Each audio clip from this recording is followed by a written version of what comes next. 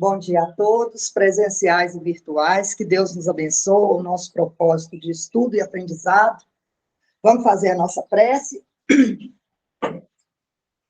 Vamos elevar o nosso pensamento a Deus, a Jesus, a espiritualidade amiga, que vem ter conosco, nosso mentor Chico Xavier e todos os espíritos abnegados que vêm auxiliar-nos aqui na Seara, irmão Chico. Nossa gratidão ao nosso Pai querido, que nos proporcionou esse dia lindo, um céu azul maravilhoso, a natureza, os pássaros cantando, só gratidão, Senhor, muita gratidão. E gratidão à espiritualidade amiga que caminha conosco, que tem nos empurrado, carregado e tendo todo tipo de paciência conosco, pela nossa rebeldia, pela nossa ainda falta de entendimento. Gratidão, Senhor Jesus, por ter nos deixado esse roteiro de vida seguro, para que nós possamos caminhar, seguindo os seus passos, para chegarmos até o nosso Pai querido. Muita gratidão, Jesus. Te rogamos que ore por nós, nesses nomes que estão aqui nos cadernos de prece da fraternidade, para tratamentos, cirurgias espirituais, todos nós que aqui estamos reunidos, tanto presenciais quanto virtuais. Senhor, ore por cada um de nós, pelos nossos familiares, por todos aqueles, Senhor, que sofrem nos dois planos de vida. Os nomes que estão ali escritos, eu rogo, Senhor, que o Senhor leve alento, conforto, força, fé e coragem para cada um. E também te rogo, Jesus, que fluidifique nossas águas, coloque nela uma pitada do vosso amor, para que dele possamos usufruir e melhorar tanto o nosso espírito quanto o nosso corpo físico. Mais uma vez, Senhor, gratidão por nos proporcionar essa oportunidade de estarmos aqui. E fique conosco, hoje, agora e sempre, que assim seja. Vicente, nós temos hoje Vicente Andrade, falando para nós o Espiritismo como bússola e leme para a humanidade. 1 hora para falar para nós. Seja bem-vindo mais uma vez, que Deus te abençoe.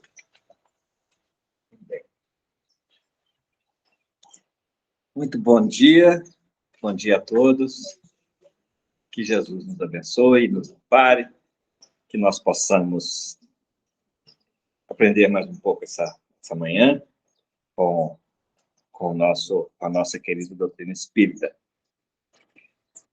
Assunto de hoje, para a gente refletir juntos, é o Espiritismo como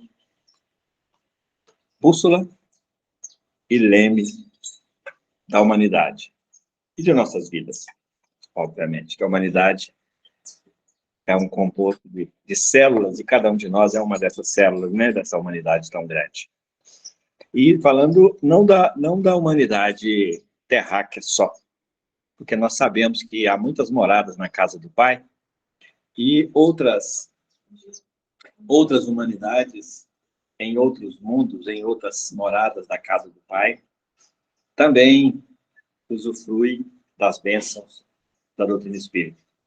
Porque o Espiritismo, ele é universal, ele segue as leis divinas, ele ensina e vivencia as leis divinas, e as leis divinas não são leis terráqueas, são leis universais.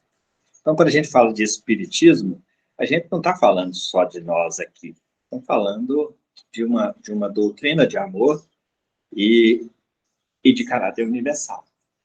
Então, o Espiritismo como bússola e como leme é da humanidade do universo. Porque a bússola chegou aqui, no nosso planeta, lá no início da era cristã, segundo a história, é atribuído a primeira invenção da bússola, primeiros contatos com a bússola é atribuído aos chineses, mas de uma forma muito rudimentar, né? E ela tem um objetivo, ela tem um sentido, ela tem uma utilização, ela tem um porquê existe, que é nos orientar, é nos guiar. nos nossos movimentos dentro de todo o sistema geográfico. Então, a bússola, sinônimo de bússola é guia. A bússola é, então, um instrumento de orientação geográfica, de orientação espacial. Chamando de espacial, toda e qualquer natureza espacial. Aérea, aquática, ou seja, ela é um instrumento, um objeto de orientação. O que é isso? Bom que eu estou? O que eu estou fazendo aqui? Pronto, eu vou? O que vai ser de mim? Mas, especificamente, a bússola nos garante, nos aponta aonde nós devemos chegar, para onde nós devemos nos dirigir, para onde nós devemos focar todos os movimentos da embarcação, essa embarcação chamada vida, né? Chamada vivência de vida, como nós conduzimos isso, todos os movimentos que são feitos para aquela direção. William Shakespeare fala para nós que aquele que não sabe aonde quer chegar, qualquer lugar serve. Então, a bússola vem exatamente nos mostrar onde nós queremos nos definir, nos ajudar, nos guiar para chegarmos aonde nós estabelecemos. Não vamos trabalhar no funcionamento da bússola, porque não nos convém. Mesmo porque hoje nós já temos recursos mais elevados que a bússola. Então, a bússola foi inspirada, na bússola veio hoje o GPS. O GPS, o Espiritismo hoje já poderia ser, nessa linha aí de discussão, já seria o nosso GPS. Onde nós queremos chegar, nós digitamos ali onde é que nós queremos chegar, e esse digitar ali onde é que nós queremos chegar é no plano espiritual, é antes da reencarnação, onde nós fazemos o nosso planejamento reencarnatório. Como é que nós queremos definir isso, como é que nós queremos trazer isso para a nossa vida. Está tendo um problema aí com o posicionamento? Está muito para trás, pode chegar bem para trás. Aqui assim. Porque aí a voz fica boa. Gente, estou doido aqui para esconder minha barriga, vocês ficam querendo mostrar? Você está no seu rosto. Aí... Então, hoje nós já podemos falar aí do Espiritismo como nosso GPS. É interessante quando fala que é onde que a gente quer chegar, antigamente, principalmente quando você é uma religião que não vê a vida após a morte é reencarnação, a gente pensa, eu quero ir para o céu. Então, chegar era resumido, eu quero ir para o céu. Exato. Agora, eu quero evoluir, né? Não é quero ir para o céu, eu quero evoluir. Antigamente, eu quero ir para o céu. Só tinha 2 lugares, céu e inferno, eu não quero ir para o inferno, eu quero ir para o céu. Exatamente. Se a gente for fazer um paralelo sobre a bússola e o Espiritismo, o Espiritismo hoje é um resultado, um produto de todo um construir religioso através dos tempos, científico e filosófico também. Então, o Espiritismo hoje é um produto de todo esse processo, é o resultado de todo esse processo que a gente vem. E o nosso GPS hoje também é o resultado de todo um processo evolutivo que nasceu lá com a bússola. Porque imaginemos a gente em alto mar, você olha para cá, água, olha para cá, água, olha para cá, água. E aí você fala, para onde é que eu vou? Precisava de um recurso, precisava de um instrumento, precisava de uma orientação que nos apontasse o caminho. E a bússola, assim, começou muito rudimentarmente. Começou assim, mesmo assim, só apontando o caminho. Depois é que foram retrabalhando todos além dos pontos cardeais, os intermediários ali, e melhorou a orientação do homem. Como resultado disso, através dos tempos, isso foi se desenvolvendo, e depois a busca foi utilizada para novas descobertas territoriais. No século XVI, no século XV, XVI, a bússola foi extremamente importante na nossa descoberta, inclusive. Imagina se tivesse um avião, como que ele ia achar o norte? Pois é. A gente tem estrada, o avião está andando livre, né? Se ele não tivesse ali essa tecnologia de localização, né? Como que faria? Exatamente. Hoje no planejamento de voo ali, já digita lá as coordenadas e vai embora. pela orientação, mas tudo nasceu dessa ideia de orientação trazida pela bússola. Então, entendendo isso, a gente vai ter que entender o leme. O leme é um mecanismo que existe em todas as embarcações. Ele tem uma função que é mudar rota, mudar rumos, mudar caminhos. Então, o leme, dependendo da forma como mexe com esse leme, a embarcação toma um novo caminho. Deu para associar com a nossa vida? Uma escolha que nós fazemos é uma mexida no leme, que redireciona a nossa vida.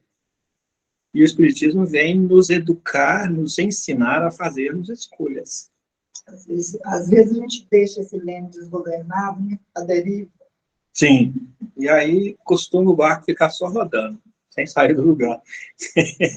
Né? Então, esse paralelo que é interessante a gente fazer, e também puxar esse desenvolvimento dessa orientação, desse ponto de orientação, que foi desse instrumento de orientação que foi a bússola, que veio sendo desenvolvido, até chegar agora no século XVII ou XVIII, se não me engano, que ganhou essa forma bonita, toda tecnológica, etc.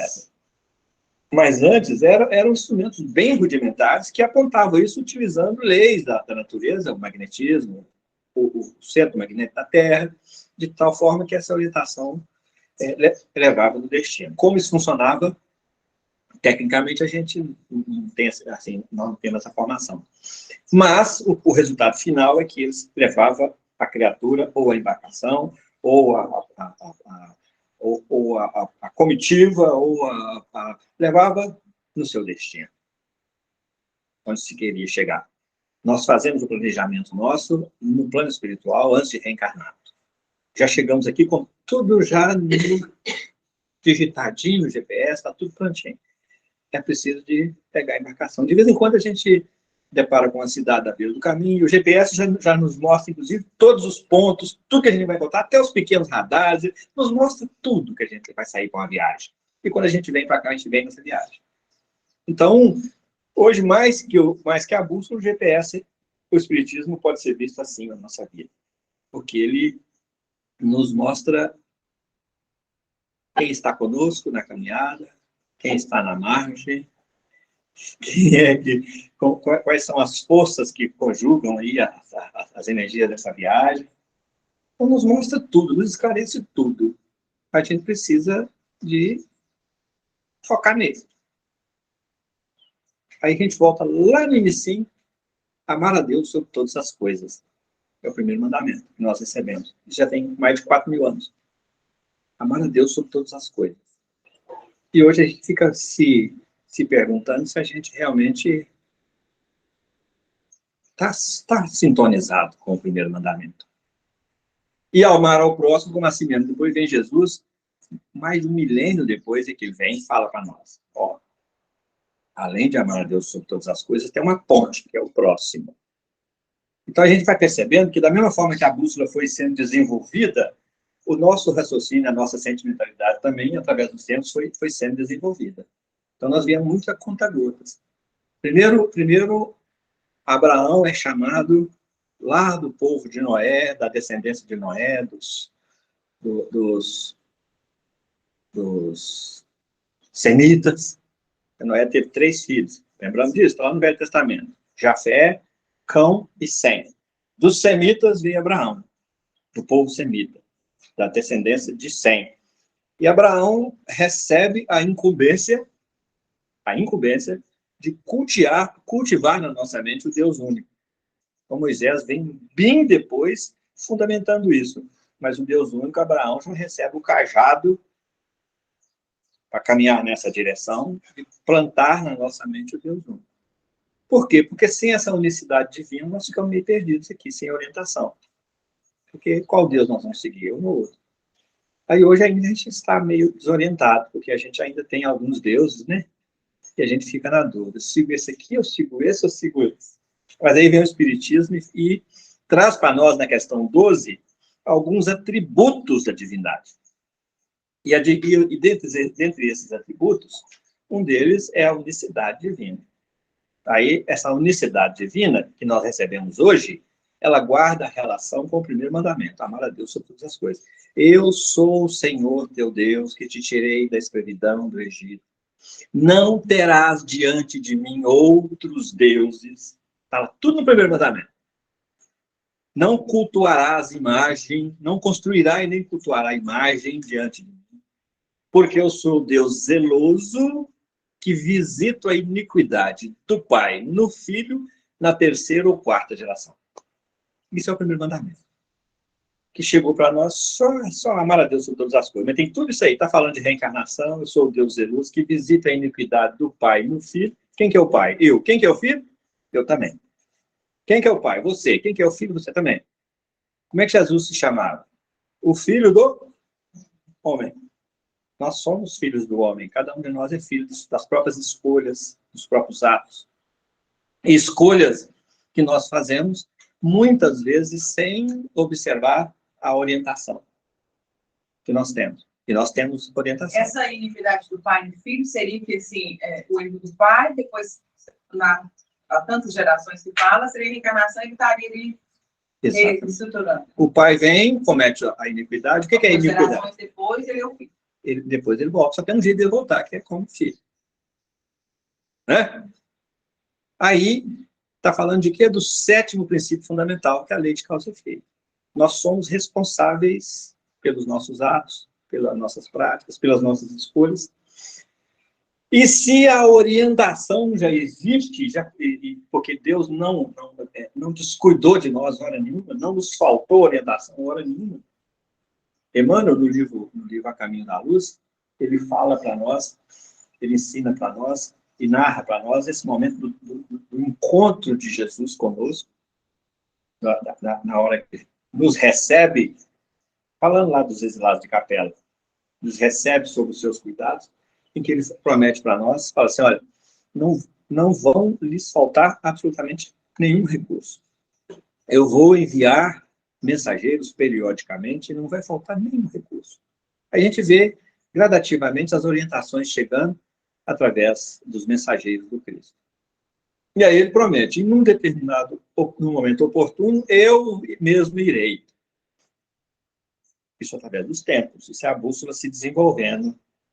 Aí de rudimento vai ganhando forma e ganhando significativos e vai se ressignificando na nossa mente, no nosso entendimento, essa importância da bússola. E a bússola, o guia, e quem que é o modelo de guia nosso? Jesus. Como é que ele nos guia? Por intermédio dos seus ensinamentos trazidos pelos seus mensageiros, que aí depois nós temos Moisés, depois nós temos os profetas todos, cada um deles veio ratificar os 10 mandamentos, confirmar e explicar a sua significação. Porque nós, quando recebemos os 10 mandamentos, nós entendemos muito bem. Será que nós entendemos hoje já? Tiquinhos são. Porque nós até hoje ainda estamos achando que o filho paga pelo pai. Não é nós aqui não, é nós humanidade. Que o filho paga pelo pai, responde pelo pai. Como se Deus não fosse, também lá na questão 12 dos Espíritos, Deus é soberanamente justo. E de maneira nenhuma ele permitiria que um outro pagasse por outro. Porque ele não deixaria de ser justo, deixaria de ser bom, consequentemente deixaria de ser Deus. E Deus, para ser Deus, ele tem que necessariamente ser justo e bom. Isso serve, gente, para a gente raciocinar nos nossos raciocínios, na nossa busca de encontro com a verdade. A gente, às vezes, esbarra em certas contradições que a gente precisa falar, opa, estou errado aqui. Porque está contradizendo esse atributo de Deus, que se Deus perder esse atributo de soberanamente justo e bom, ele deixa de ser Deus. Então, isso serve para a gente, é uma bússola, é um orientador, para que a gente, opa, eu estou equivocado aqui, deixa eu mexer no leme aqui, para eu entender isso melhor e concluir melhor. Porque muitas vezes a gente tira conclusões muito precipitadas. E às vezes a gente faz escolhas também muito precipitadas. Mexe no leme de forma muito desordenada. E muitas vezes nós mudamos o curso da nossa vida, que a gente vai demorar tempão para botar esse curso de vida no rumo de novo. Mas isso faz parte do nosso processo evolutivo. Não temos que ficar sentindo culpas por causa disso, não temos que ficar com remorso de nada, temos que saber o que eu aprendi com isso, o que eu aprendo com isso. Porque Deus não quer o nosso remorso, a nossa culpa, Ele quer o nosso aprendizado. Tudo que acontece na nossa vida é para o nosso aprendizado. Então, quando a gente pega isso, a bússola e o leme, significando, associando a esse espiritismo, nós vamos enxergando momentos em que a gente mesmo foi lá e o leme tem uma roda, vocês conhecem aquela roda, uns toquinhos assim? Aí a gente foi lá e mexeu, deu um toque naquela roda ali, mexeu, que não levou a nossa embarcação para o rochedo. Ou então para agarrar o fundo lá na pedra. E a gente, às vezes, esbarra e demora a sair dali, gasta 1, 2, 3, 4, 5 encarnações para desgarrar. Estou pensando nesse rochedo? A gente, às vezes, demora 3, 4, 1, 2, 3, 4, 5 encarnações para desgarrar esse barco que a gente, num movimento em falso, fez e impensado. Sabe? Porque nós somos, gente, o produto das escolhas que nós fazemos. O nosso destino, nós vamos construindo com as nossas escolhas. Não existe determinismo. Só existem 2 determinismos que a gente já sabe, né? Que é o determinismo da morte física, que todos nós vamos retornar ao pó, e vamos desencarnar, vamos morrer fisicamente, chamando de morte esse momento em que há a separação do espírito e do perispírito do corpo físico, né? Essa separação, cessaram-se todas as transferências de energia, o corpo desfalece, morre mesmo, decompõe. Então, não tem mais ali fluido vital. Então, entender isso é fundamental para a gente, inclusive, se orientar em relação às perdas que a gente passa por elas, perdas de entes queridos.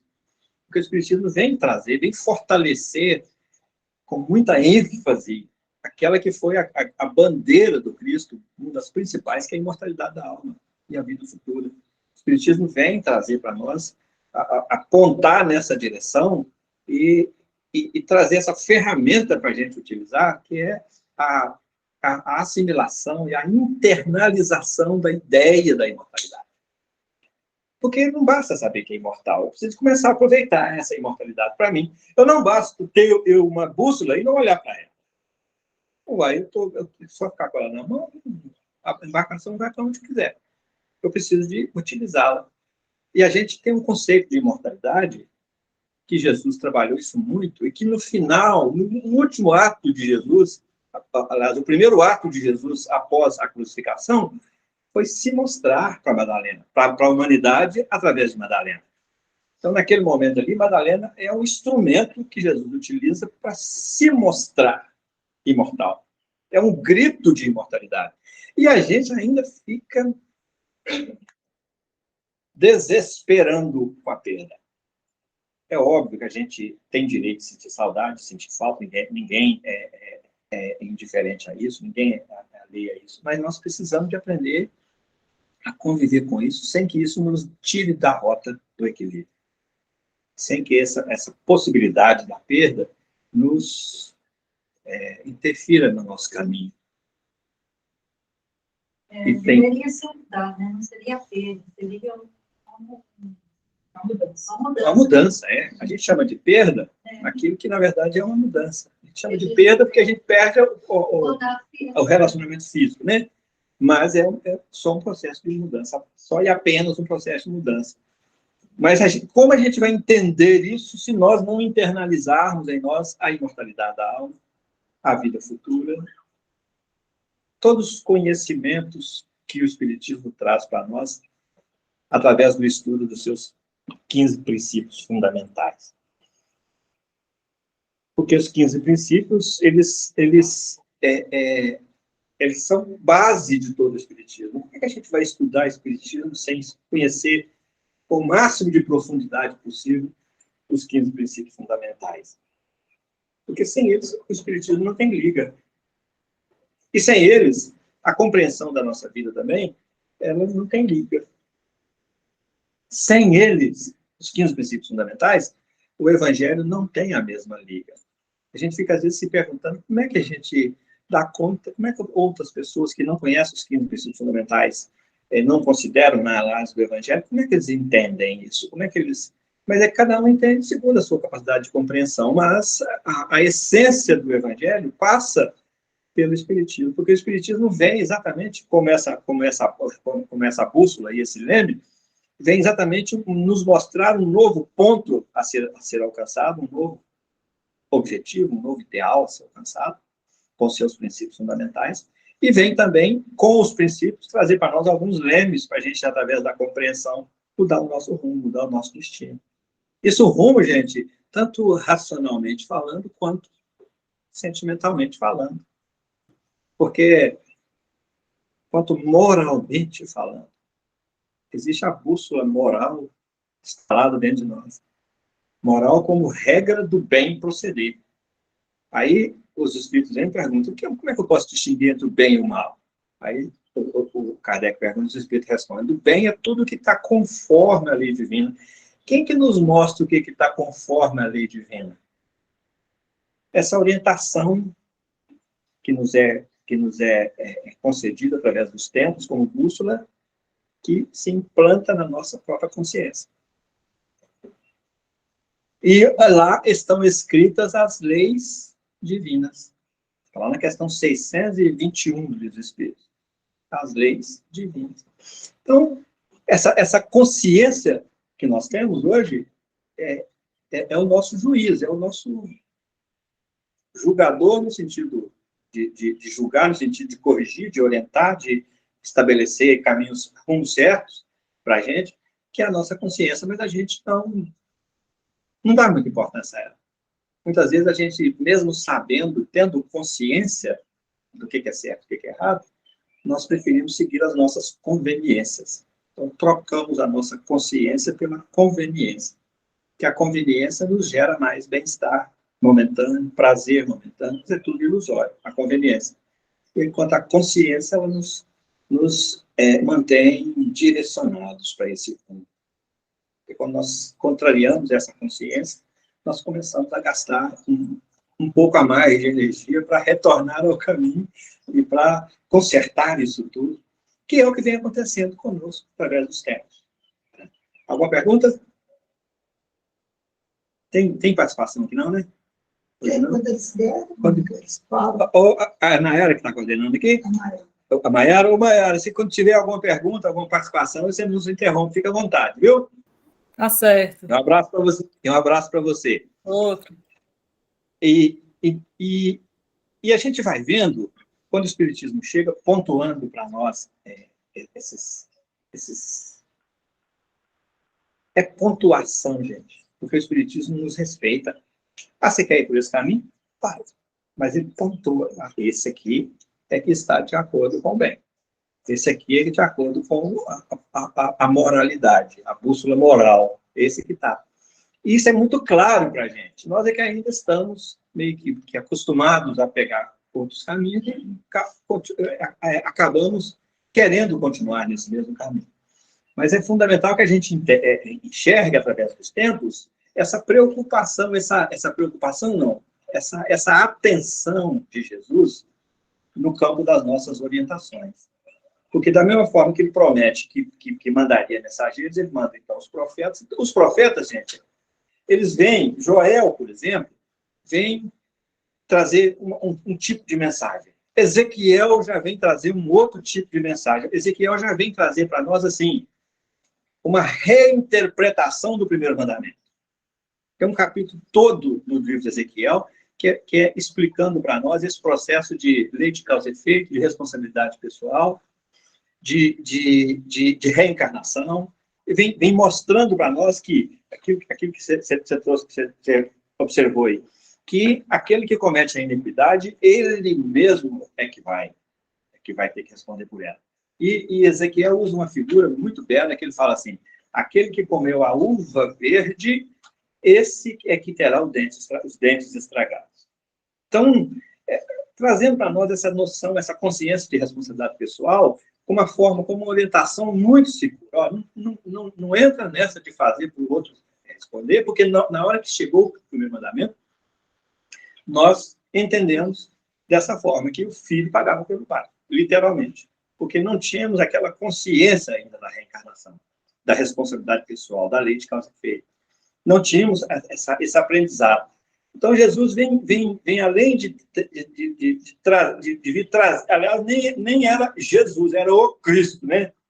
Porque qual a diferença aí? Jesus já vai surgir há 2000 anos atrás, como uma única encarnação do Cristo. Então, quando a gente fala de Jesus, a gente precisa falar só do Cristo, porque Jesus é o Cristo.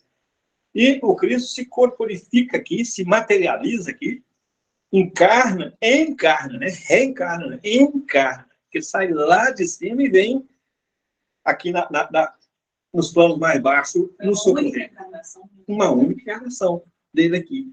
E ele vem exatamente para se corporificar e cumprir uma promessa que ele havia nos feito lá, que nós ficamos com aquela promessa no nosso psiquismo.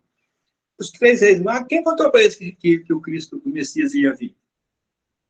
Os 3 reis magos moram lá não, eles moram aqui dentro de nós, moram aqui na nossa consciência. Cada um de nós sabia e continua sabendo da presença do Cristo, e naquele momento existencial nosso, cada um de nós sabia da vinda do Cristo. Por quê? Porque estava tipificado na nossa consciência. Questão 625 do Livro dos Espíritos, Kardec pergunta para os Espíritos, qual é o Espírito mais perfeito, qual é o tipo mais perfeito que Deus tem oferecido à humanidade para lhe servir de guia e modelo? Olha a bússola aí. Qual tipo mais perfeito? Tipificação. Tipificação, a máquina de escrever tipifica a letra lá no papel, você lembra disso? Hoje mudou simplesmente o processo, hoje é tudo a laser, tipifica a laser, por exemplo. Mas o que Jesus veio fazer aqui? Tipificar na nossa consciência, tipificar, gravar, imprimir sob o fogo do amor na nossa consciência as leis divinas. Qual tipo mais perfeito? Que Deus tem oferecido. Não é que ofereceu, não. Tem oferecido. Olha a bússola se aperfeiçoando, aperfeiçoando, aperfeiçoando. Chega hoje no GPS. Daqui a pouco nós teremos contatos muito mais amplos do que só aqui na cidade que nós estamos, no país que nós estamos, no mundo que nós estamos. Daqui a pouco, à medida que a gente for evoluindo, esse processo de orientação vai se aumentando muito mais do que nós temos hoje, que a gente acha que é o fim, né? Porque, gente, é uma das coisas mais impressionantes que eu conheço hoje, é o GPS. Que a mesma voz te orientando em onde quer que você esteja nesse mundo. Imagina o que é isso, meu Deus. Então, aqui são combinações tecnológicas de trabalho simultâneo de satélites, não sei quantos, 24, parece, satélites, te localizando onde você quer que você esteja. O que é isso? Vamos trazer isso para o Espiritismo. O Espiritismo tem 15 satélites, chamados 15 princípios fundamentais, nos orientando como é que nós podemos, onde é que nós estamos, o que nós estamos fazendo, como nós podemos atalhar isso. Se o trânsito estiver congestionado, ele já nos ensina a tomar outras direções. Já percebemos isso? O GPS faz isso com nós. Ele faz a leitura, falou, não vai por aqui não, que aqui está muito congestionado, passa por aqui. Você vai até, às vezes, dar uma voltinha maior, mas aqui você vai chegar mais rápido, o tempo. E na nossa vida, como é que isso funciona? Muitas vezes nós estamos caminhando e deparando com congestionamento. E a gente não consulta os nossos orientadores. Gente, não tem como a gente exercer mediunidade sem conhecer perispírito. A fundo, o mais a fundo possível. A gente exerce mediunismo, mas mediunidade no dia a dia, mediunidade como esse ato de ser intermediário do benefício divino para a sua criatura, e cada um de nós está intermediando isso, sem conhecer o perispírito, sem conhecer os princípios fundamentais, sem conhecer um pouco mais Jesus. Jesus é o ser mais famoso do planeta, e ainda é um ilustre desconhecido para nós. Nós ainda mistificamos demais Jesus. Nós colocamos Jesus numa posição que a gente se perde dele. Porque não seguimos as orientações que temos recebido. Os 15 princípios fundamentais, se nós estamos caminhando numa direção e o trânsito congestionou, Basta que a gente volte um pouquinho e releia aquela situação. Antes nós mexíamos no leme sem ler. Hoje se a gente voltar um pouquinho, estacionar um pouquinho, parar um pouquinho, como é que chama aqui? Tem a âncora, né? Jogar a âncora ali, falar, deixa eu ficar parado aqui um pouquinho, minha embarcação está aqui, deixa eu fazer uma leitura do ambiente, para eu ver.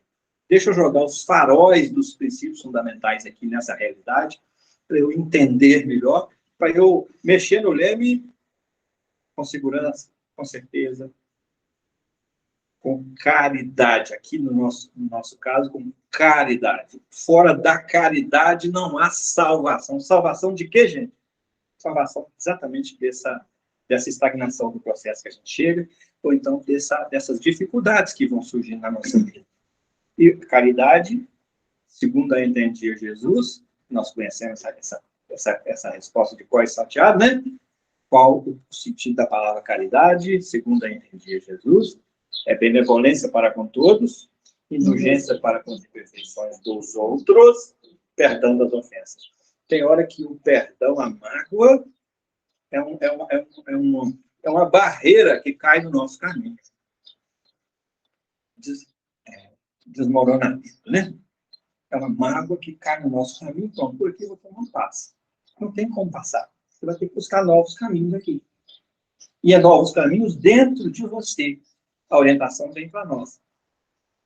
Sem o perdão, Jesus vem e pergunta para Jesus, quantas vezes ele perdoar? 70 vezes 7. 7 vezes 70 vezes 7. O que é isso? Perdoar até lá no instante.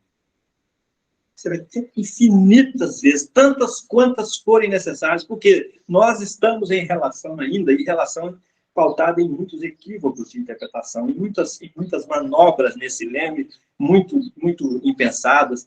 Então, nós somos carentes de perdão 70 vezes 7. O 7 aí, gente, é o 7, nós já sabemos, já conversamos sobre isso aqui, mas vale a pena a gente lembrar, o 7 acena para o infinito, né?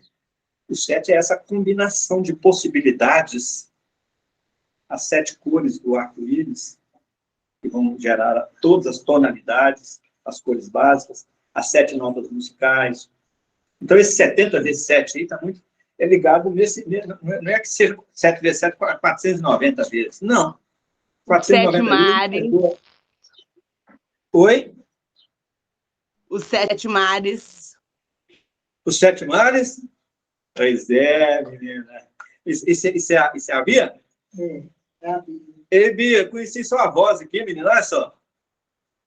Os 7 mares, as 7 coisas lá. Aqui, outra coisa também, os 7 pecados capitais, eles também atrapalham demais a nossa rota na combinação deles, viu? Se a gente começar a associar os pecados capitais, então aí a coisa fica muito feia para nós. Então a gente vai perceber. Qual que é a pergunta do Livro Espírita? Questão 886 do Livro dos Espíritos, que fala sobre a caridade. Então, quando a gente lida pela vida fora, sem a orientação da indulgência, que precisa começar a ser a nossa bússola, sem a orientação da indulgência, aí nós contrariamos o Evangelho demais. A recomendação de Jesus, para que a gente não julgue, ela é seca, ela é assim, contundente. Porque para nós ele fala assim, ide, expulsai os demônios, ressuscitai os mortos, olha o que ele manda fazer. Curai os enfermos, olha isso. Limpai os leprosos, visitai os presos.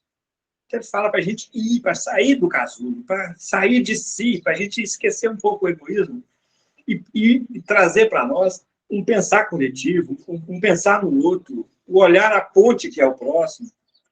Então, que demônio que está mandando a gente expulsar? Tem tanta influenciação, demônio é espírito. Tem tanta coisa que a gente pode fazer no sentido de amenizar a influência espiritual na vida das pessoas. E nós vamos no 14º princípio fundamental, influência dos espíritos na nossa vida. Tem tanta forma da gente conversar, através só da conversa, ou da prece, ou da orientação, de um conselho, de uma palavra amiga, a gente romper,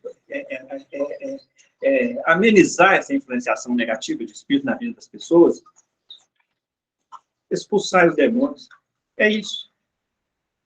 Se a gente tem essa orientação, a nossa conduta perto daqueles que estão vivenciando essa experiência é outra. Perto daqueles que estão vivenciando essa experiência, que somos nós mesmos, também é outra. Curai os enfermos. Quem é que não está doente aqui? A terra é no hospital. Aí Jesus vem e fala assim, olha, segue esse rumo aqui, ó, enxerga no outro um necessitado de recursos, recurso de vida, recurso de saúde, enxerga no outro, mas tenha para oferecer, porque ninguém oferece aquilo que não tem. Porque a gente, às vezes, fica querendo resolver o problema dos outros e esquece de resolver o da gente. E a gente precisa se reequilibrar, manter-se equilibrado, centrado na fé, construindo a sua casa mental sobre a rocha.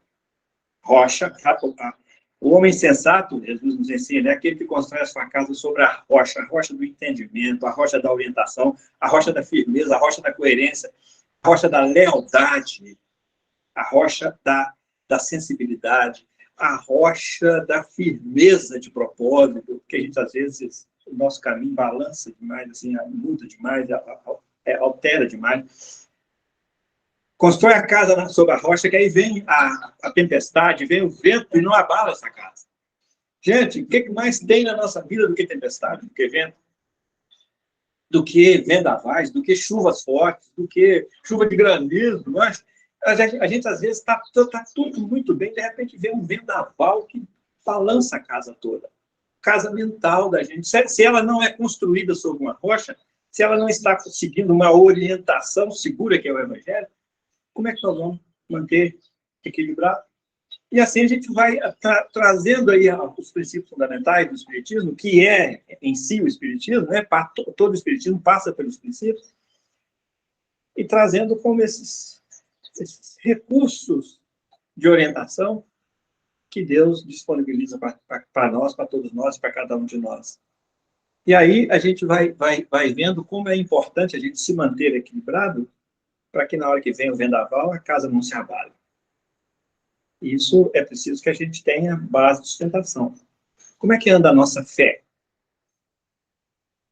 Às vezes ela está lá em cima, uma fé muito fervorosa, outra hora ela está baixo, possível. Outra hora ela balança tanto que a gente se balança, e se balança tanto que os miúdos misturam tudo lá dentro, e a gente adoece e vai para o hospital. Outra expressão, obviamente. Mistura tudo aqui. Casa mental comanda tudo. Então, a gente precisa de ter essa orientação e ter um pouco mais de foco a essas orientações. Porque, de novo, não basta saber que eu sou imortal. Eu preciso de saber, assim, o que é que esse saber pode me ajudar a me manter na rota. E não sair da rota. Não basta eu saber que eu tenho uma vida futura. Isso Jesus acenou sempre no reino dos céus, a construção do reino dos céus, ou seja, a construção desse processo de qualidade de vida futura. Não basta eu saber que eu não morro, que eu sou imortal e que eu vou ter uma vida futura. Eu preciso de entender que hoje eu sou exatamente o amanhã de um ontem, assim como amanhã vai ser exatamente o resultado desse hoje, que é o ontem, da amanhã. Eu preciso de entender isso, para eu começar a ter um pouco mais de cuidado com aquela roda, com aquele toquinho. Como é que chama que tem ali? A roda que manda. Tem um nome aqui, timão. Eu preciso de ser um mais consciente timoneiro, porque um grau que eu mexo naquele toquinho ali, assim, que eu abaixo ele, a embarcação muda de rumo. E os princípios fundamentais é que nos orientam nesse campo. Às vezes ele perde um pouco o foco, o rumo, e a gente tem que parar e realinhar. O que acontece muito durante... A gente nunca consegue uma linha reta, né? É muito difícil. Então, você tem que... Olha, e não reestruturar. E não tem nada mais que nos esbarra e nos estaciona do que uma mágoa. Então, nós precisamos de realinhar, de parar e realinhar. E nesse realinhar, e às vezes a gente gasta tempo, porque nós trazemos mágoa dentro de nós, que já tem 30 anos, 40 anos. O nosso barco está parado naquele ponto ali, ainda, em relação àquele assunto. Então, nós precisamos de retrabalhar isso.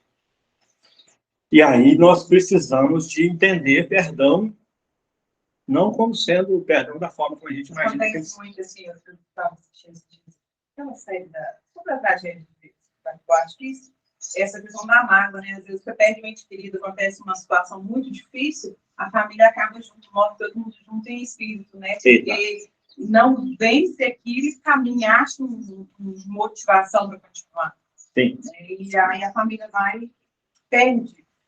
E o pai, a mãe, aquele dia a família se... A gente precisa de entender que a vida transcende esse momento aqui. Não é além, a vida segue o seu curso. E cada um que está envolvido, nenhuma folha cai sem que Deus permita. Cada um que está envolvido em cada evento dessa vida tem uma razão de ser. Se não é coletiva, é particular, é individual. Se não é de vidas passadas, é dessa vida. Ou do agora, dessa mexidinha no timão que você deu, você já desemboca um evento, um episódio que vai gastar um bom tempo para poder reconstruir. E pior, começa a ser corresponsável pelo sofrimento alheio, como respingo, como consequência de uma mexida errada no timão. Então, aí que precisa da gente entender o que Jesus quis dizer para nós e quer dizer para nós ainda, grita dentro da nossa consciência, no vigiai e orai, para não cair em novas tentações. Tentação é aquilo que vem nos influenciar de alguma forma para que a gente mexa no leve. Igual aconteceu agora que essas famílias todas assassinadas, né? Sim. Agora vai ver que tem a ver com, né, foi comandado lá dentro, por causa da droga, né? Você vê, pode ter mexido nesse timão agora. Também não tem a ver com o vida passado. Né? Exatamente. É agora. Nós somos exatamente, gente, o resultado dos nossos atos, das nossas escolhas. E esse resultado não é para amanhã. A vida futura não é daqui não é depois que eu desencarnar. A vida futura é daqui a 1 segundo, ela é vida futura. Daqui a 30 segundos, ela é vida futura. Então, a construção do reino de Deus em nós, que Jesus tanto fala, segue exatamente essa orientação também. É tijolinho por tijolinho, porque a construção é responsabilidade nossa.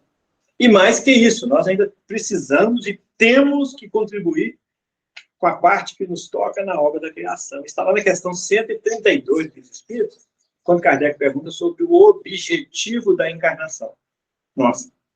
E aí, os Espíritos vêm elencando alguns objetivos e traz esse. Além do mais, cada um necessita de contribuir com a parte que lhe toca na obra da criação. Então, nós temos responsabilidades aqui na obra da criação que a gente precisa de tomar consciência delas. E que muitas vezes a gente está esquecido porque não para redirecionar a vida.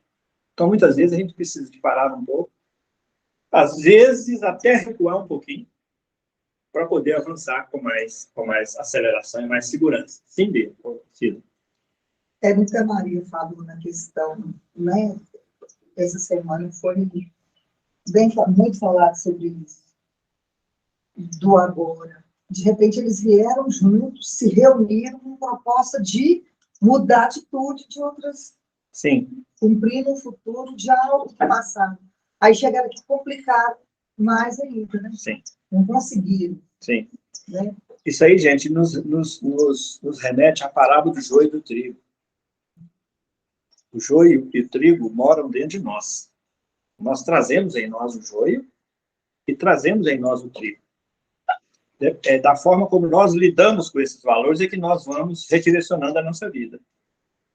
E o que aconteceu com o trigo? Lá na parábola. Lembra dela? Foi guardado no celeiro. Cada um de nós traz em si recursos, trigo, alimento, gerador de energia para nós, firmeza, cada um de nós. Mas cada um de nós também traz em si joio, que fazem parte de nós, mas que são transitórios. Emmanuel fala para nós que todo joio está fadado a se transformar em trigo por intermédio da fieira dos séculos. O que é isso? Os nossos joios, nós vamos transformando eles em trigo. Mas lá na parábola, o que aconteceu com o joio? Foi atado em molhos. Atado em molhos e Queimado. jogado no fogo para queimar. O que é esse atado em molhos? Grupos. Sintonizados. Grupos Atividades juntas, né? ajuntados por afinidade. Atividade, às vezes, dívidas juntas, né? Já tem um compromisso. Exatamente. Miramês, no livro Francisco de Assis, quando ele O vai... fogo seria um lugar mais inferior que o nosso, né? Não, o fogo é o fogo íntimo, o fogo do remorso, o fogo do sofrimento. Essas, né? da provação, da expiação, para queimar o quê? Queimar os ressentimentos, queimar os valores negativos, queimar, para que dali renasça, dessas cinzas, renasça o trigo. Renasce o trigo. É uma pergunta, assim, tem a ver com o tema, mas, assim, por exemplo, a gente tem aquela dizem, né, que a gente não reencarna e acumula, consegue, no grau de evolução, a gente não retrogride. Isso. Então, como acontece muito essa fala dessa questão da virada do leme, que já gera uma ação imediata, seria, no caso, quando você está chegando numa situação que você vai adquirir débitos maiores que você já tinha antes de encarnar, aí aquela reencarnação ela é cortada, acontece uma situação que, caso você morre, no caso, seria o caso, para poder passar ali e impedir... Parar o barco ali, né? Parar e ver esse cliente que bate. Nós temos um exemplo disso, no livro Ação e Reação, de André Luiz. Quem leu deve lembrar que tem um capítulo em que a espiritualidade intercede na relação de um casal para poder separá-los, para que eles não compliquem ainda mais o processo deles. Não conseguiu vencer. Tem questão também de... E assim, da mesma forma que separou lá conjugalmente, separa também... pai de filho. Exatamente. E também da vida. Interrompe-se, porque complica muito mais. Agora, nós vamos estudar isso com mais carinho, para a gente não ficar entregar isso, porque antes de mais nada, nós temos livre-arbítrio. Cada caso é um caso, e antes de mais nada, nós temos livre-arbítrio. Então, temos que esperar essas interferências. Não. Nós temos a responsabilidade de mexer nesse timão e de redirecionar o nosso barco de vida. Porque a espiritualidade respeita o nosso livre-arbítrio. Só em último caso, só eles é que têm condições de avaliar isso, nós não temos como julgar. Enquanto Jesus fala assim, ide, ressuscitar os mortos, mas aí ele vem e coloca para a gente um freio. Quando ele fala assim, não julgueis. Quando ele fala assim, ele está retornando aos 10 mandamentos há mais de 1000 anos atrás. Porque lá é tudo imperativo negativo, né? Não é, gente? Não matar, não roubar, não cometer adultério, não desejar coisa do ali, não desejar a mulher do próximo. Não. Tudo negativo. Aproximadamente 1000 anos atrás. Aí Jesus vem cá e ele fala assim, vocês podem fazer tudo isso. Ressuscita os mortos, faça, haja. Mas tem uma coisa que vocês ainda vão ter que manter lá do não, porque vocês ainda são muito infantis para lidar com isso. Porque o não é um recurso que a gente usa para lidar com criança. Não faça isso, não faça isso, não faça isso. Que é muito usado até hoje. Agora, e que a pedagogia do Cristo também utilizou para nós. Não mate. Não roube. Vai explicar por que vai através dos tempos. Primeiro vem ali a bússola bem rudimentar. Depois ela vem. Aí hoje chega para nós o GPS. Mas por que você não pode matar? Por isso. Por que você não pode roubar? Por isso. Por que você não pode cometer adultério? Por isso.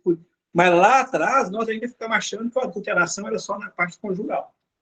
Hoje o GPS do entendimento, da visão, da visão macro, chega para nós e fala, rapaz, cometer adultério é contra a lei de Deus. Então, sempre que eu transgredir a lei, eu estou cometendo adultério. Então, aí a coisa vai ganhando um sentido, uma ressignificação na vida da gente, através da leitura da própria vida, utilizando esses recursos chamados princípios fundamentais do Espiritismo. Kardec fala para nós que É Kardec ou Leon Denis? Não, é Leon Denis. Leon Denis que fala para nós que o Espiritismo não será a religião do futuro, mas será o futuro das religiões. Por que estou falando isso? Por quê? Porque a gente já está conhecendo o Espiritismo, está conhecendo, não conhece. Nós não conhecemos uma fagulha do Espiritismo ainda, comparado à imensidão dele. Mas porque o Espiritismo não é uma religião. Não, né? não é uma religião. Não será uma religião. Não, exatamente. Mas nós estamos... A pergunta é, se o Espiritismo é bússola da humanidade universal, e quem não conhece? E quem ainda não adquiriu essa bússola? Ou seja, quem não acessou essa tecnologia, quem não acessou esse recurso, esse instrumento? Porque o Espiritismo tem 2 objetivos específicos: esclarecer e consolar. E quem não está tendo oportunidade, que está frequentando outras correntes de pensamento e de sentimento, ou seja, outras escolas religiosas? Então, a gente conta o tempo em dias, meses, horas, minutos, anos, e Deus conta o tempo em eternidades. Quem não conheceu até agora, certamente, garantidamente irá conhecer. Por isso é que Leon Denis chega a essa conclusão. O Espiritismo não será a religião do futuro, mas será o futuro das religiões. O que é isso? Os princípios fundamentais penetrarão todas as religiões, entrarão no seio de todas as religiões, para que conhecereis a verdade, e a verdade vos... Para que a verdade divina expressa para nós, no nível de entendimento em que nós estamos, nos 15 princípios fundamentais, para que essa verdade possa penetrar todas as religiões. Aí nós vamos começar a ver quem hoje está chamando o espiritismo de macumbeiro, vai começar a ter reuniões mediúnicas, vai começar a ter aplicação de passes, vai começar todas as práticas libertadoras, curadoras, influenciadoras para o bem, começaram a penetrar as religiões. Vão começar a estudar perispírito, vão começar a ter uma nova consciência de imortalidade da alma, vão ter respostas. Quem são, como o Espiritismo traz para nós hoje, onde estão, o que estão fazendo aqui. Houve uma programação reencarnatória antes, então as coisas que estão acontecendo aqui agora, elas necessitam de acontecer, porque Jesus fala, é necessário que o escândalo venha. As coisas que estão nos escandalizando aqui agora é uma necessidade. Nós plantamos isso com a nossa mexida no barco, nós caminhamos na direção desse escândalo, e nós estamos sob a lei de causa e efeito. A lei de causa e efeito vai ganhar um sentido individual para as criaturas e vão parar nas religiões de responsabilizar o plano espiritual pelas nossas mazelas. Vamos redefinir o que é castigo, vamos redefinir o que é perdão sob as luzes dos princípios fundamentais, sob as luzes do Espiritismo. Aí sim vai penetrar todas essas outras religiões. Ou seja, gradativamente as orientações de localização para a humanidade, espiritualmente falando, foram passadas a conta-gotas pelos planos maiores da vida, sob o comando do Cristo. Assim como, gradativamente, tecnologicamente, as bússolas também foram sendo aperfeiçoadas. E assim nós chegamos no estado em que nós estamos hoje, que é o melhor estado que nós temos hoje, que é esses recursos de orientação que nós temos, que tem orientado tudo nesse mundo, essa tecnologia. Só que essa não é a final, nós temos certeza de que não é a final. Ela abrange só um micro aqui, que é o chamado planetinha Terra. Agora, quando você leva isso para o cosmos, a gente vai ter que admitir, a razão nos diz, que isso vai expandir em conhecimento, em tecnologia, em recursos. Então, é que a gente entenda, e que o Espiritismo, a nossa compreensão do Espiritismo hoje, não é só isso, não. Quanto mais nós pensarmos e sentirmos Espiritismo, nós vamos ampliar esse entendimento, e vamos, consequentemente, acessando novas verdades, e, consequentemente, nos libertando de todas aquelas amarras, aqueles comprometimentos aos nossos movimentos, à nossa autonomia espiritual, inclusive, porque a gente, às vezes, está preso espiritualmente. Visitar os presos, o que é isso? Quantos de nós está preso espiritualmente ainda aqui? Sim? Então, você está falando sobre os religiões, né? Uhum. Então, eu vejo que tem contato com esses grupos religiosos que já está entrando muita coisa. Já sim, nas religiões hoje tem. Mesmo a religião católica, a gente conversa, a gente vê que eles hoje estão com fundamentos muito diferentes. Bem assim, muito parecido. Eu também já conversei com alguns padres, eu falo, você é espírita, acabou. Você está aí, você está escondendo essa batina aí, você é espírita. A gente, eles já tem esse avanço. Exato, porque, gente, a racionalidade, a inteligência, ela vai progredindo e chega no momento em que ela vai entrando em choque com determinados conceitos que a fé cega não suporta mais, não consegue sustentar mais. Então, naturalmente, vai buscando novos rumos. Ou seja, naturalmente vai mexendo no leme da compreensão, do entendimento, discernimento, e buscando novos rumos, novas interpretações. Né? Sim?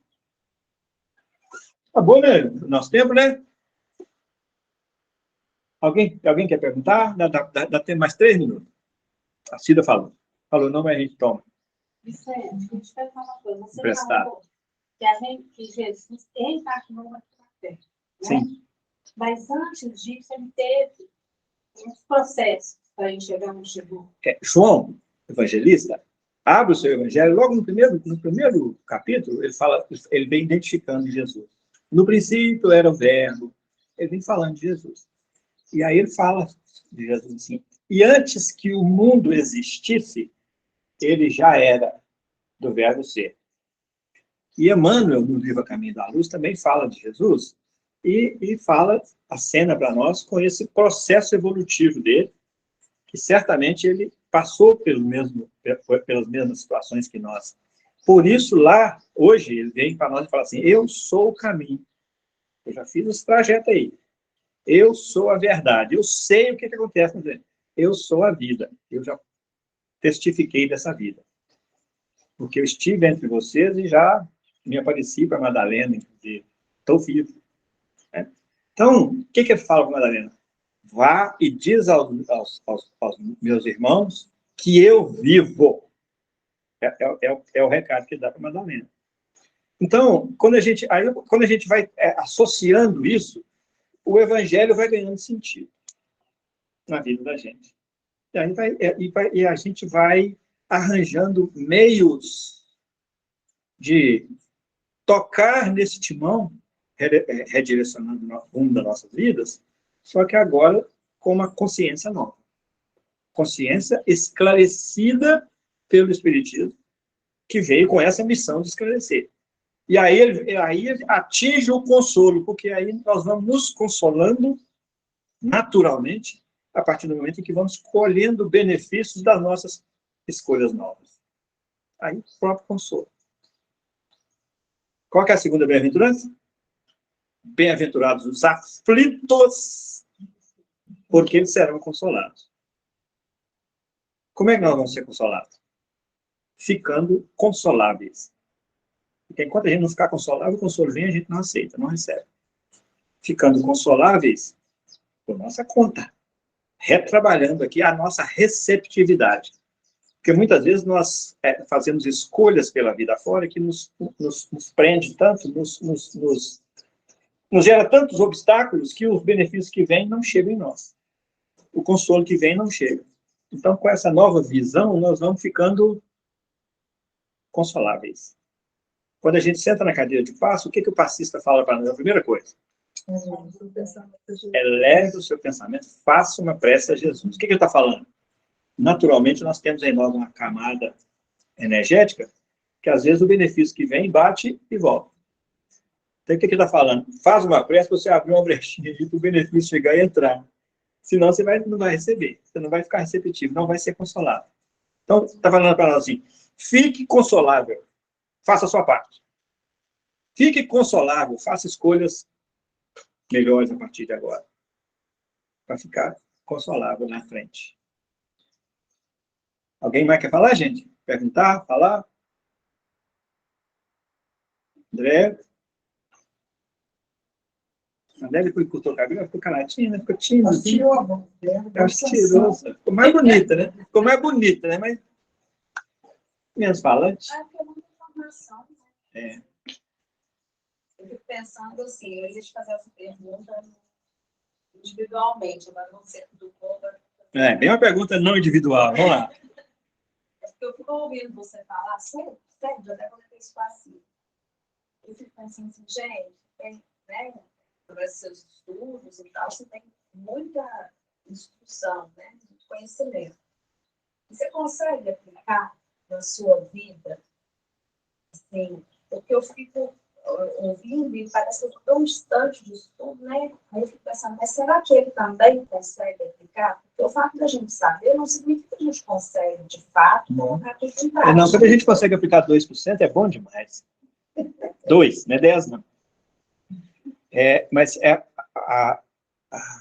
Albert Einstein diz para nós, ensina para nós, que nenhuma cabeça permanece do mesmo tamanho ao entrar nela uma nova ideia. Nós nunca conseguiremos mais ser os mesmos quando a ideia do espiritismo entra. Nós podemos até mais um tempinho continuar fazendo as mesmas coisas, mas com a perturbação mental, psíquica, emocional, que nos arrasta para o caminho do bem. Então, não queiramos ser santos da noite para o dia. Nós não damos conta de fazer tudo que nós sabemos. Não, claro que não. Porque nos incomoda completamente. Nós nunca mais, quem conhece o espiritismo e vai para outra religião, e, por exemplo, ele sai do espiritismo e vai para o catolicismo de novo, de onde ele voltou. Ele nunca mais vai ser o mesmo católico.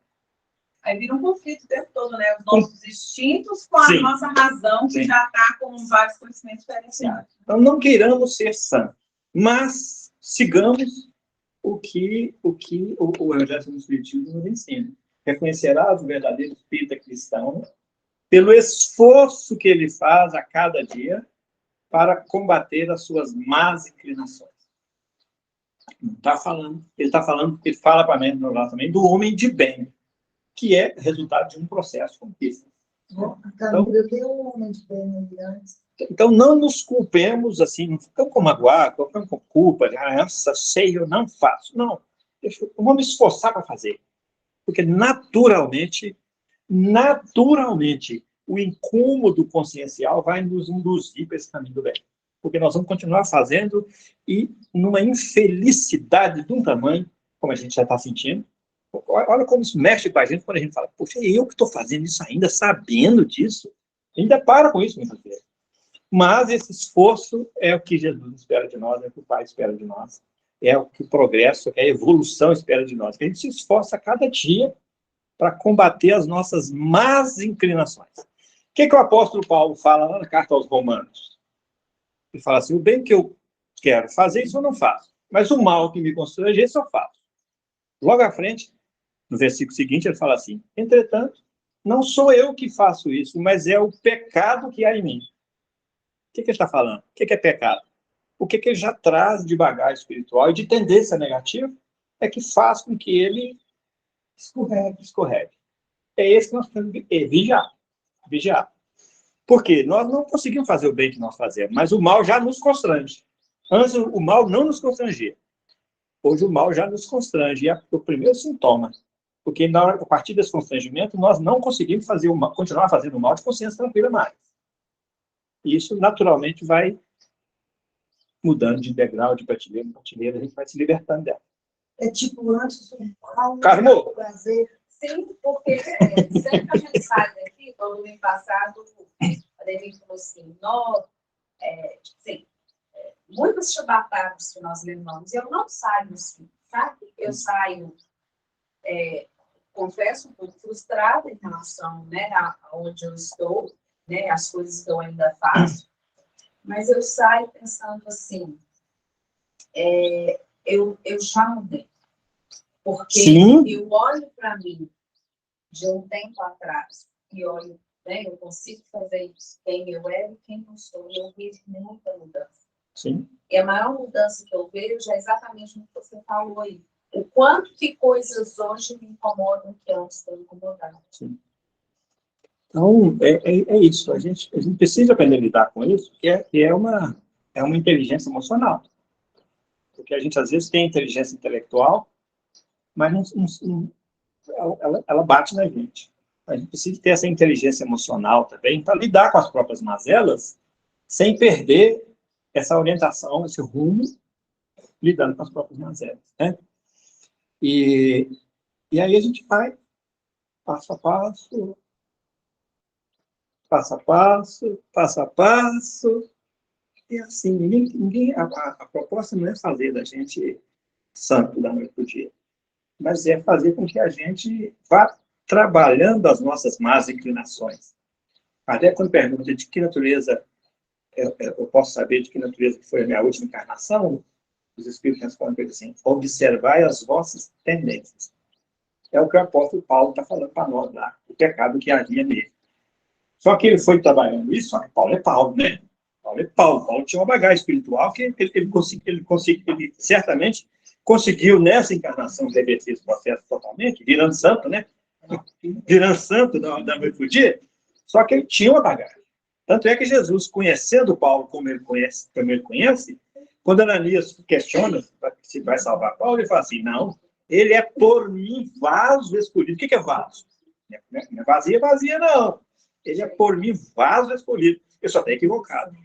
Então, nós também, em muitas questões, nós estamos equivocados. A gente já tem um potencial moral, de bagagem espiritual em nós, a gente precisa só de mexer no leme, mexer no timão e redirecionar isso para outras bandas, que é o que o Espiritismo vem nos proporcionar recursos para a gente fazer. E uma outra coisa também que eu tenho trabalhado, e eu acho que isso que eu estou fazendo, estou ficando mais, tendo mais compaixão para o outro, quando eu olho para mim, ensino de tudo isso que eu falei, mas com caridade, sabe? Sim. Eu estou tentando não me chicotear, não me sabotar, olhando com caridade. E aí, mas é condescendência? Mas deixa eu te contar, se eu não consigo me amar, eu não vou conseguir amar o outro. Se eu não consigo olhar para as minhas mazelas com caridade, entender que eu estou caminhando, que seja passos lentos, como que eu vou enxergar a caminhada do outro? Exatamente. Essa é a chave.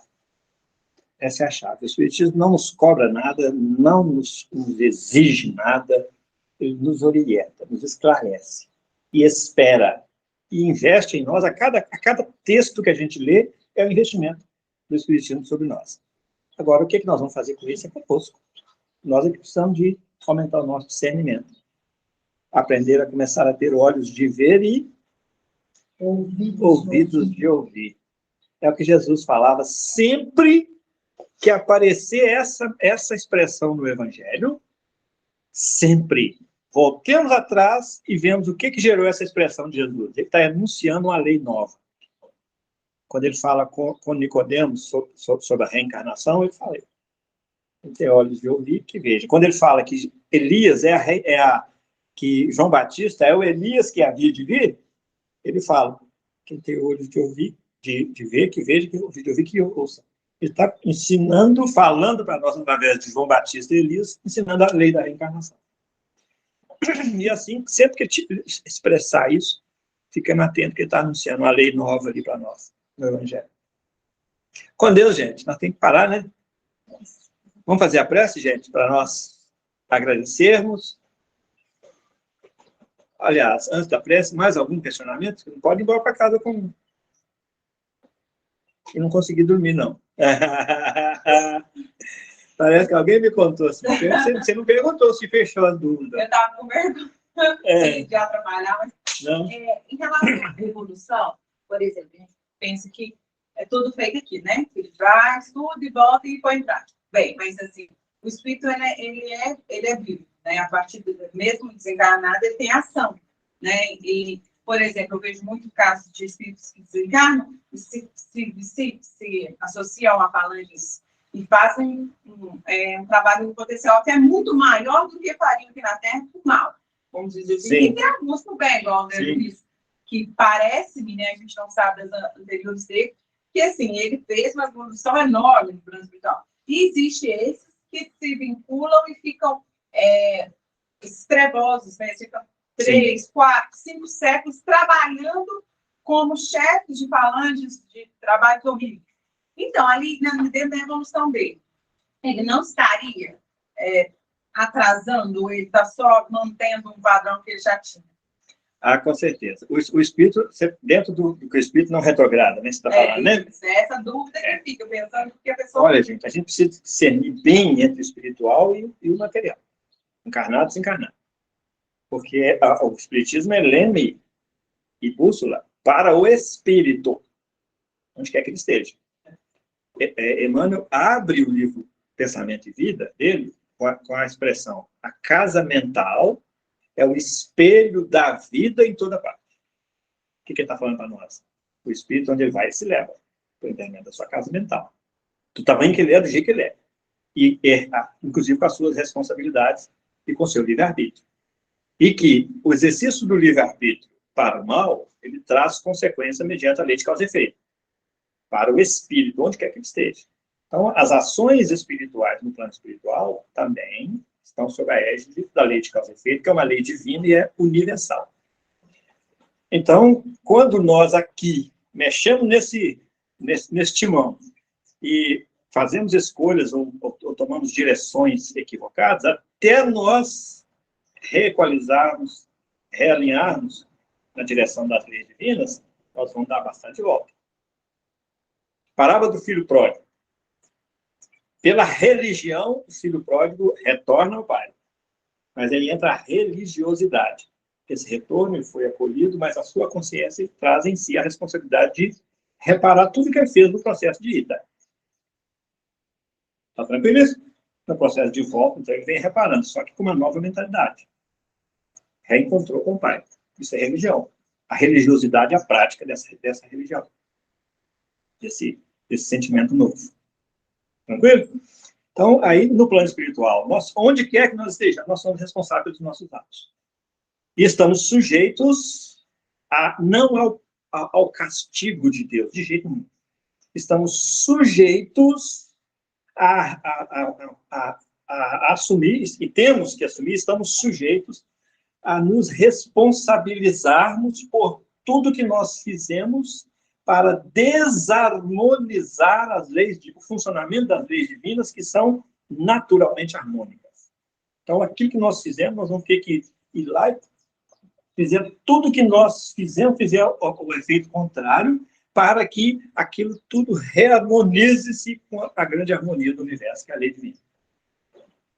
Então, não tem castigo, não tem perdão, do jeito que a gente imagina que seja castigo e perdão. O Espírito nem diz isso para nós. É responsabilidade e compromisso em consertar. Aqui e lá. Se aqui nós temos que consertar enquanto estamos encarnados, e se não temos, levamos para lá, e se chegamos lá, continuamos, o barco está no mesmo caminho que nós botamos aqui. Não que ele tenta regredir, ele tem tá. muito mais trabalho para fazer, para reajustar isso depois, muito mais informações, né? Tá, isso. E essa questão da regressão, de você regredir, o espírito regredir, quando o espírito fica assim, o espírito não regride. Ele está falando, não é de regredir em patrimônio espiritual, não. É regredir em circunstância de vida, em vivência de vida. Onde quer que ele vá, ele se leva do seu tamanho. Então, se ele é submetido, vamos pegar os exilados de Capela. Eles vieram para cá, eles regrediram? Só vivência. Eles vieram para cá, eles mais sofreram do que os outros que já estavam aqui. A consciência não regrediu, só a situação em si, né? Porque com a evolução que eles já tinham, eles aguçaram a sensibilidade deles. E quando eles chegaram aqui e depararam com essa grosseria, eles tiveram a sensibilidade deles, fez eles sofrer muito mais do que os brutos que estavam aqui. Concorda? Então, ele não regrediu espiritualmente. Eles vieram do tamanho que eles são. Eles regrediram só em vivência, de circunstância. Como a gente, às vezes, nós somos constrangidos a ficar num corpo sem movimento, do tamanho que nós somos. Mas, circunstancialmente, nós regredimos demais, né? Então, essa regressão aí é do espírito que... Privação, às vezes, até do sentido. Exatamente. Da consciência, durante a encarnação, Um processo. Situação, e não de devagar. Ficou claro isso? Isso é fundamental a gente entender, para que a gente tenha essa consciência também. O que eu fizer aqui de errado, com o conhecimento que eu tenho, meninos, vai me fazer um mal. Porque eu aumentei a minha sensibilidade com o conhecimento que eu tenho. Tranquilo? Podemos fechar? Então vamos encerrar? Fazer a nossa prece? Vamos. A palavra da manhã hoje é gratidão, né? Gratidão a Deus pela vida que Ele nos concedeu. Gratidão ao Pai por todo o provimento que o Senhor nos concede, como provedor de absolutamente todas as nossas necessidades. Gratidão ao Pai por nos ter enviado o seu Filho maior, um dos seus filhos maiores, para nos servir de modelo e guia aqui em nossa caminhada. Gratidão ao Pai por todo o investimento em orientação espiritual que o Senhor nos concede, por intermédio de Jesus, nosso Cristo, todos os seus colaboradores. E gratidão, Pai, por nessa vida, nessa encarnação, ter permitido e ter nos concedido um guia, um amigo espiritual que nos orienta, que nos dirige aqui na Terra, desde que estabelecemos com ele essa conexão, o nosso amigo espiritual, o nosso anjo de guarda. Abençoa, Senhor, essa casa, abençoa cada casa mental vinculada a essa casa do Senhor. Abençoe a todos nós aqui presentes, abençoa aqueles que não puderam vir hoje. Abençoa, Senhor, os nossos lares.